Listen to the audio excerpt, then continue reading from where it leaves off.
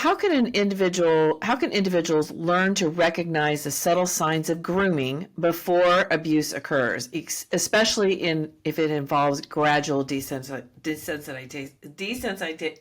I can't say that word. Challenging. Desensitization. There we go. A I lot of just got to slow down. syllables. Yeah.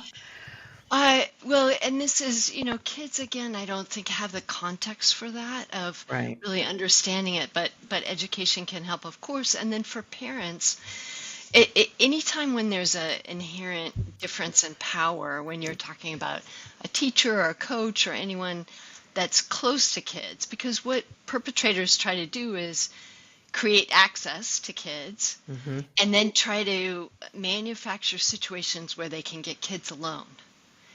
And so, trying to have unsupervised access.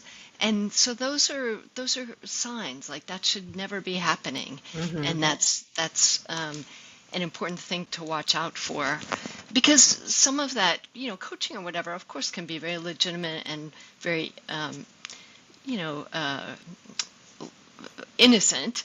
And yet then if there's these other elements that start into play, one thing for my situation is the man who owned the stables that was abusive never wore a shirt.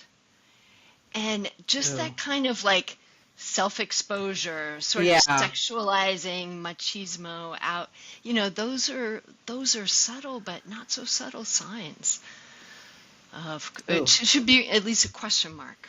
Right. Right. Not appropriate. Absolutely not appropriate. Right, right. So those are some of the aspects, just in terms of the setting of how it can happen, because grooming really is about trying to be able to abuse with minimal risk of being found out. And so that kind of slow frog in boiling water thing. And I also want to say that the perpetrator sometimes grooms the community, grooms the parents. Right. I was going to ask about that because I know it's not uncommon. I'm just thinking like kind of the coaching kind of setting, Yes. that the parents would automatically trust that coach and not even put anything on their radar. Right. And so that's something that is important to know is what do parents, because they earn the parents' trust too. Right. Exactly. And they're, often, like in my case, Ray is very charming. That's often a thing, is charming and projects a certain story that is bought by others and maybe, you know, uh, validated by the institution that they're working in. And, I think about all kinds of sports situations, Mm-hmm. the gymnasts that were abused by Nasser, and the parents were actually in the room. It became such a blind spot for everyone in the community, because he was the doctor, he was the professional, and the gatekeeper to them being able to Yeah. compete. Yeah. Uh, A lot of so power. A lot of power.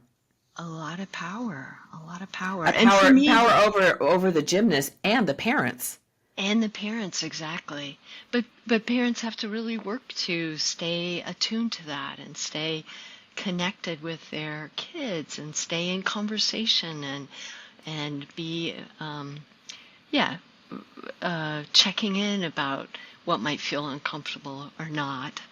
But again, the perpetrator can also use things like a specialness, like, wow, you're really Yeah. special, or we're going to be co-conspirators and doing this kind of breaking the rules kind of thing. I know your parents wouldn't agree, but you and I can. That kind of, pulling kids into an isolated relationship. Yeah. Cool.